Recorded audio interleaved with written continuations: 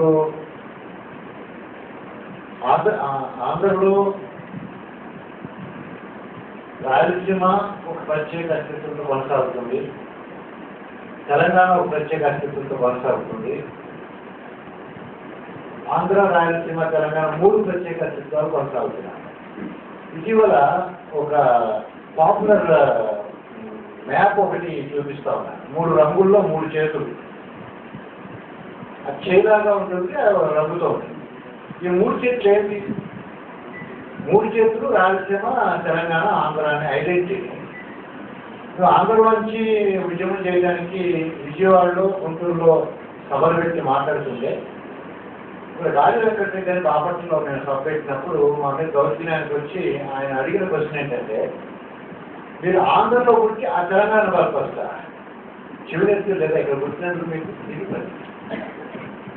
మేమేం సమాధానం చెప్పామంటే, 50 ఏళ్ళు మన సోదరు మీద కలిసి ఉన్నాం కదా, తెలంగాణ వాళ్ళు మా సోదరులే అనే సోదరభావం వ్యక్తం చేస్తే నువ్వు తట్టుకోలేకపోతున్నావు, వాళ్ళు పరాయి వాళ్ళని నువ్వు ఫీల్ అవుతున్నప్పుడు వాళ్ళు ఎట్లా కలిసి ఉండాలి, ఎందుకు కలిసి ఉండాలి అని. కానీ నా సోదరులుగా భావించినందుకు నేను సిగ్గుపడాలా?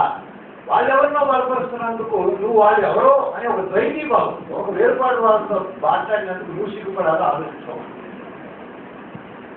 ఈ ఫీలింగ్ సైకలాజికల్గా ఉంటుంది. అయితే మళ్ళీ ఇంకో ప్రశ్న అడిగానంటే, 50 ఏళ్ల సమగ్ర ఆంధ్రప్రదేశ్లో ఇంటిగ్రిటీ ఎందుకు రాలేదు? సమైక్యత ఎందుకు రాలేదు? 3 చేతులు ఎందుకు చేస్తున్నారు ఇప్పటికీ? అయినప్పుడు 3 రాష్ట్రాలు చేస్తే దేవ వదిలిపోతుంది కదా. ఇది ఇట్లా ఈ 3 చేతులు లేదు. ఎవరు చేస్తాడు అన్నం తింటే ఆ తర్వాత రాష్ట్రపతి దగ్గర ముగ్గురు వచ్చి కూర్చుందాం అనేది ఒక ఆలోచన చేయకపోతే లాభం లేదు అనేది క్రాస్ రూల్స్లో కూడా అక్కడ క్రమంగా వెళ్తుంది అనేది ఒకటి. ఇంకొక విషయం ఏంటంటే,